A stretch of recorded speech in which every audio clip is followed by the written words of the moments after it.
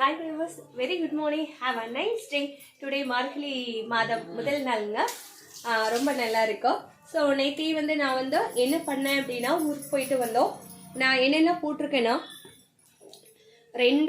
ரெண்டு கப்பு வந்து அரிசி, 2 கப்பு அரிசி, 1 கப்பு சுண்டல், 1 கப்பு பாசிப்பயிறு, 1/2 கப்பு தோரம்பருப்பு, அரை கப்பு வந்து பாசிப்பருப்பு. ஸோ இதெல்லாம் போட்டு ஒரு 8 o'clock நான் ஊற வச்சுட்டேன். ஸோ இப்போ பார்த்தீங்கன்னா அதுக்காக நான் தோசை ஊற்றுறேன்.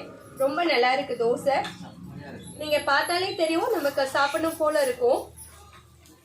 இது வந்து மார்னிங் பிரேக்ஃபாஸ்ட்டுக்காக.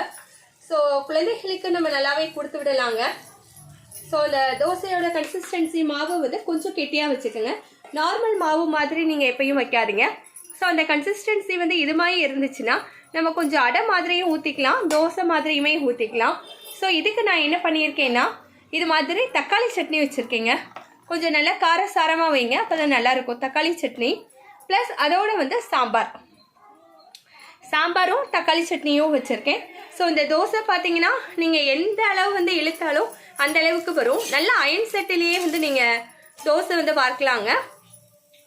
ரொம்ப நல்லா டேஸ்டியாக எம்மியாக இருக்கும். ஸோ நமக்கு குழந்தைகளுக்கு வந்து பருப்பு சத்து கிடைச்சிரும். நிறைய சுண்டல் வந்து நான் பண்ணி கொடுத்தா பாப்பா சாப்பிட மாட்டா.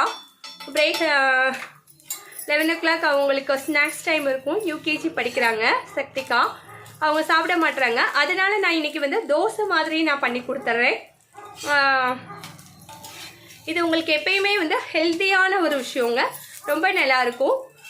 ஸோ நம்ம வந்து இதை எந்த ஷேப்புக்கு வேணாலும் நம்ம பண்ணிக்கலாம், முக்கோணம் ஷேப்பு கூட பண்ணிக்கலாம். ஸோ தோசை பார்த்தீங்கன்னா ரொம்ப அருமையாக இருக்குது, யம்மியாக. ஸோ இதே மாதிரி தக்காளி சட்னி, தேங்காய் சட்னி இருந்தால் ரொம்ப நல்லாயிருக்கும். அப்புறம் சாம்பார் நான் வச்சுருக்கேன் எப்பயும் போல்.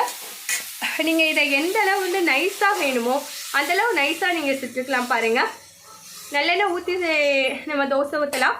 அதர்வைஸ் நம்ம வந்து நெய் ஆட் பண்ணிக்கிட்டோன்னா இன்னும் ரொம்ப டேஸ்ட்டாக இருக்கும். நான் குழந்தைக்காக ஒரு 2 தோசை மட்டும்தாங்க நான் நெய் ஊற்ற போகிறேன், மித்த எதுக்கும் கிடையாதுங்க.